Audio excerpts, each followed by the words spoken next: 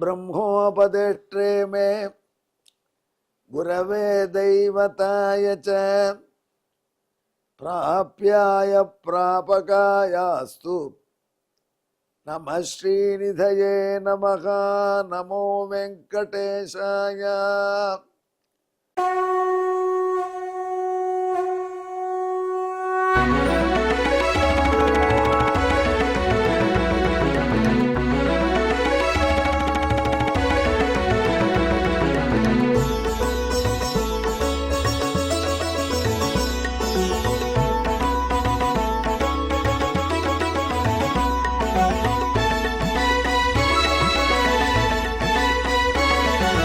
सहस्रनामं सहस्रनामं श्रीवेङ्कटेश सहस्रनामं सहस्रनामं सहस्रनामं श्रीवेङ्कटेश सहस्रनामं।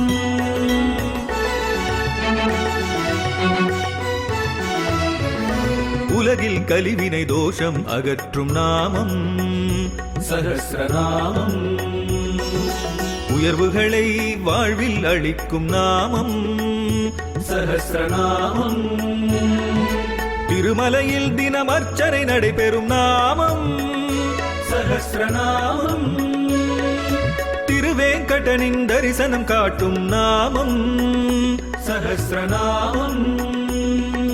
சகஸ்ரநாமம் சகஸ்ரநாமம் श्रीवेङ्कटेश सहस्रनामं सहस्रनामं सहस्रनामं श्रीवेङ्कटेश सहस्रनामं। அன்புடைய திருவேங்கமுடையானின் பக்தர்களே வணக்கம். வேங்கடத்துறைவார்க்கு நம என்று சொல்லி இப்பொழுது உங்களுக்கு 444வது திருநாமத்துக்கு விளக்கம் தருகிறேன்.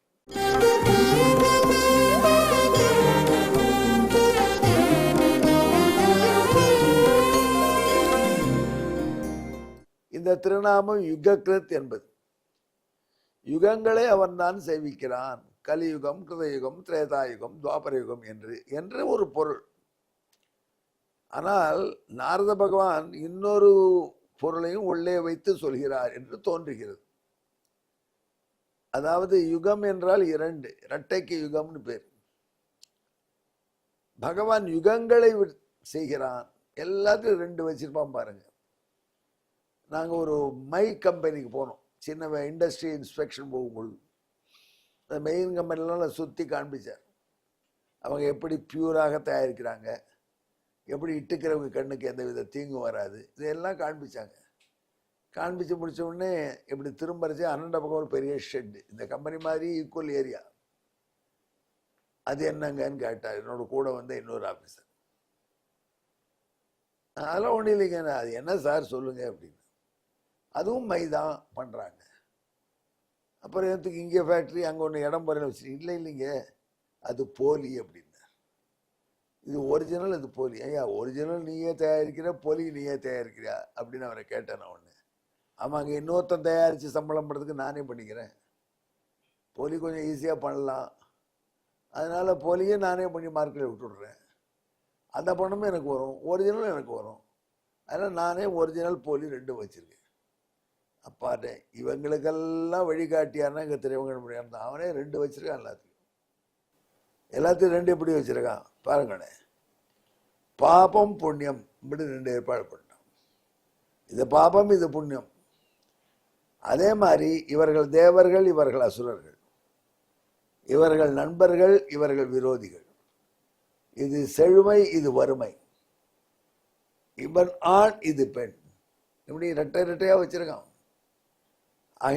அது மட்டும் இல்லை, நம்ம உடம்புலேயே பாருங்க 2 கிட்னி, அது 2 வைக்கிறான். நம்ம உடம்புலேயே அவன் பாருங்க 2 கண்ணு, 2 காலு, 2 கை, 2 மூக்கு துவாரம், 2 காது, எல்லாம் 2 வச்சிருக்கான். அது ஒன்று ஃபெயிலானா இன்னொன்று வேலை செய்யுங்கிறது மட்டும் இல்லை. 2 வைப்பதன் நோக்கமே என்ன? எப்பொழுதும் 2 இருந்தால் தான் வாழ்க்கை நன்கு ஓடும். போட்டி வரும், சில சமயம் குவாலிட்டி இம்ப்ரூவ் ஆகும், சில சமயம் ஒருத்தர் ஃபெயிலியர் ஆனால் இன்னொருத்தர் சக்ஸஸ் ஆகலாம்.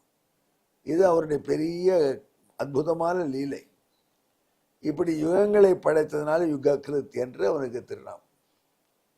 அதனால்தான் எம்பெருமான் இப்படி ரெண்டுத்தையும் படைத்து விளையாடுறான். கோயில்களில் சண்டை இருக்கும், ரெண்டு கட்சி சண்டை போடுவாங்க, கோயிலில் தான் வந்து போடுவாங்க. எங்கள் கிராமங்கள்லாம் எப்படின்னா தேர் திருவிழாவில் தேர் பிடிச்சி வடம் பிடிச்சி இருக்கிறவங்க இருப்பாங்க, ரெண்டு கிராமத்தவங்க இருப்பாங்க. இந்த வடக்கு பாதி, தெற்கு பாதி, கிழக்கு பாதி ஏதோ சொல்லுவாங்க. அவங்க ஓராண்டு அவங்களுக்கு என்னென்ன தகராறு வந்திருக்கோ அதையெல்லாம் தேர் வடம் பிடிக்கிற வரை தீர்த்துப்பாங்க. பெருமாள் தேரில் இருப்பார், இவங்க வந்து சண்டையை அங்கே வந்து பஞ்சாயத்து பண்ணுவாங்க. நான் கேட்டேன், இது எதுக்கு இப்படி பண்ணணும்? தேர் கிளம்ப மாட்டேங்கிறது. அந்த காலத்தில் இந்த சண்டை முடியறதுனால முதல் நாள் நைட்டு முழுக்க வேஸ்ட் ஆகிடும். தேர் என்ன பண்ணுவாங்க, அப்போல்லாம் வெயிலில் இழுக்க முடியாது. திருவிழாக்கள்லாம் சித்திரை வைகாசியில் வரும், வெயிலாக இருக்கும். கார்த்தால 7லேருந்து 9 வரைக்கும் தான் இழுக்க முடியும். சாயங்காலம் அசமிச்சப்புறம் ஒரு 7லேருந்து 8 அவ்வளோதான் முடியும். ரொம்ப இருட்டிலையும் முடியாது, ரொம்ப வெயிலையும் முடியாது. ஆனால் மக்கள் நிறைய வரணும், அந்த டயத்துக்கு வருவாங்க. அந்த வடம் பிடிச்சப்புறம் தேர் நகரும். ஆனால் அந்த வடம் பிடிக்கிறதுக்கு முன்னாடி இந்த பெரிய சர்ச்சை நடக்கும். எனக்கே அதிசயமாக இருக்கும். நானே திருத்தாவார் கேட்டேன், எதுக்கு இப்படி பண்ணுறாங்க, இதையும் பெருமாள் என்கரேஜ் பண்ணுறான் அப்படின்னா, பெருமாள் இது ரொம்ப பிடிக்கும். ஏன்னா அவன் முன்னாடி சச்சரவை தீர்த்துக்கிறாங்க இல்லையா, அவங்களுக்கு எல்லா அறிவையும் கொடுத்து அவங்க திருப்தி அடைஞ்சிட்டாங்களா. இந்த வருஷம் முழுக்க சண்டை போட்டதெல்லாம் அன்றைக்கி ஒரு நாள் ஆக்ரோஷமாக கொட்டிட்டாங்களான்னா அமைதி ஆகிடுவாங்க. அப்புறம் தேர் எழுப்பாங்க. எல்லோரும் இவங்களுக்கு நீர் மோர் அவங்களுக்கு இல்லை, இவங்களே கொடுத்துப்பாங்க ஒருத்தருக்கு ஒருத்தர். அதுக்கு முன்னாடி அவங்க பண்ணுற ஆக்ரோஷம் பிரமாதமாக இருக்கும். பெரிய பாரத போர் மாதிரி சண்டை போடுவாங்க. இவங்களா சண்டை போட்டாங்கன்னு இருக்கும், சாயங்காலம் தேர் இருக்க தொடங்கிட உடனே. அந்த மாதிரி யுகத்தை செய்து வைத்து ஆனந்தப்படுறோம். அதாவது தான் பார்த்தீங்களான்னா, அண்ணன் தம்பி வாலி சுக்ரீவன், ராவணன் விபீஷ்ணன், கௌரவர் பாண்டவர், இப்படி யுகங்களை உண்டாக்கி கொண்டே இருக்க ஒரு ஆளுங்கட்சி எதிர்கட்சி, இப்படி யுகங்களை உண்டாக்கி வைத்து கொண்டிருப்பதனால எம்பெருமானுக்கு யுககிருத் என்பதாக ஒரு திருநாமம். பகவான் இப்படி 2 பேரை வைத்து அர்ச்சையிலையும் விளையாடுவான். கோயிலையும் 2 கட்சி இல்லைன்னா அந்த கோயிலுக்கு ஆளே வராது. சில கோயிலில் கூட்டம் வருது, எதுக்குன்னா அந்த கட்சி சண்டைக்காக போகிறாங்க, சண்டை போடுறதுக்காக போகிறாங்க. அதில் திருவாய்மொழி ஆழ்வார் பிறந்த இலக்கிய வியாக்கியானங்கள் ஒரு அழகான செய்தி சொல்கிறாங்க.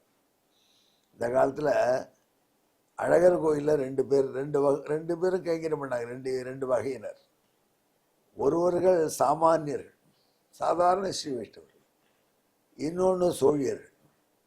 இவர்கள் இருவருக்கும் அடிக்கடி சண்டை வந்துடும். ஏதாவது ஒரு காரணம், நீ எப்படியா முதல்ல வெத்தலை பாங்க, நீ எப்படியா முதல்ல பிரசாதம் வாங்கிட்ட, எப்படியா சண்டை போட்டுருப்பாங்க. இந்த சண்டை நடந்துகிட்டே இருக்கும்.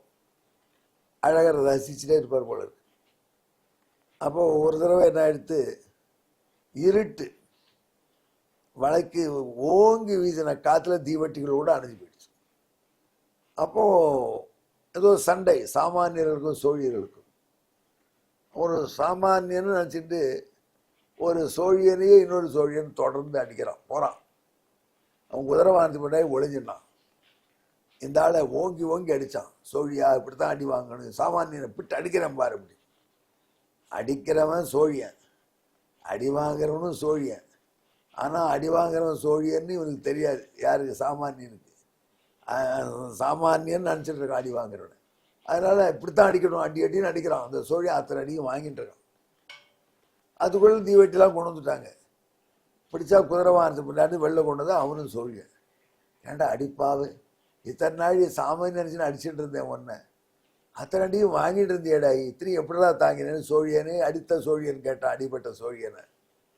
அடிபட்ட சோழியன் சொன்னான், சாமானியன் இப்படி அடிக்கிறேங்கிறத பார்த்து ரசித்து ஆனந்தப்பட்டு வாங்கிட்டேன் அடியன். எப்படி இருக்கு பாரு அந்த சண்டை, ரெட்டை. இப்படி ரெட்டையை உண்டாக்கி அதில் லீலை பண்ணக்கூடியவன் எம்பெருமான் ஆகையினால அவனை யுககிருத் என்று பெயர் வைத்து நாரதர் ரசிக்கிறார். அவருக்கு இப்படி தான் தோணும். ஏன்னா அவரே இந்த சண்டை மூட்டி விட்டே ஆனந்தப்படுறவர். இதுவரைக்கும் நாம் சொன்னது உங்கள் நெஞ்சில் பதியறதுக்கு வாய்ப்பாக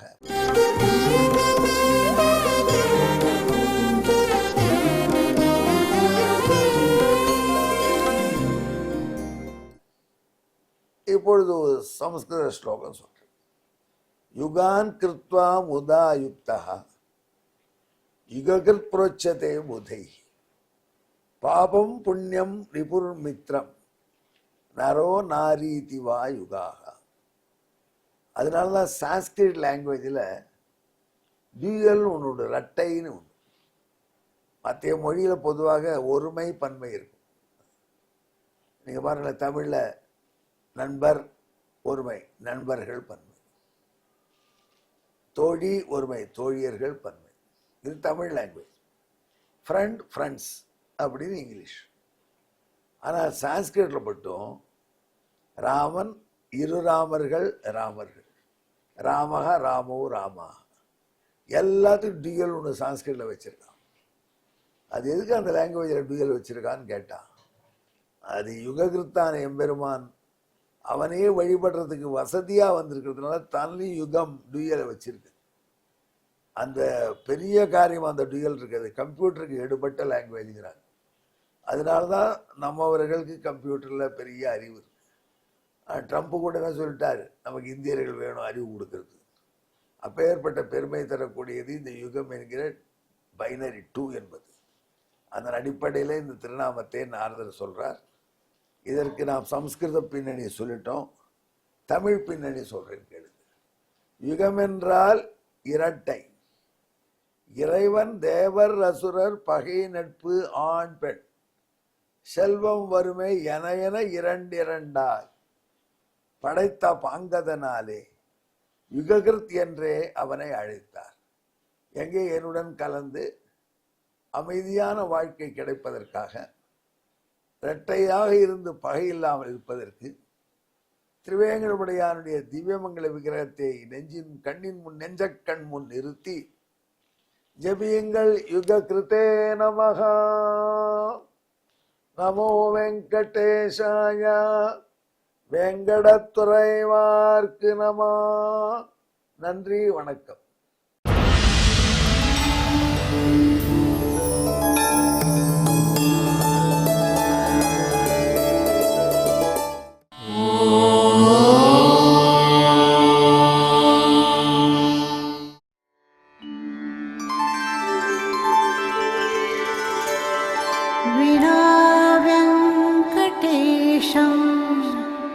ननाथो ननाथः सदा वेङ्कटेशं स्मरामि स्मरामि.